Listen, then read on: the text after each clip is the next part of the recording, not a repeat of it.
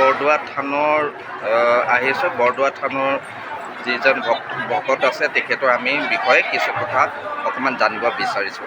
হয়, আজি দুদিন ধৰি যি আমাৰ ফাকু উৎসৱ, দৌল উৎসৱ বিষয়ে আমি আজি এই ৰজাই যি নদন উল্লাস মালহ এয়া আমি এতিয়া ইয়াত নিৰ্মালিপুৰ দি আছোঁ। ভকতসকলে আহ্বান কৰি আছে, সকলোৱে খাই লৈছে। মন্দিৰত সোমাব নোৱাৰি, বাহিৰতে অকণমান লৈছোঁ।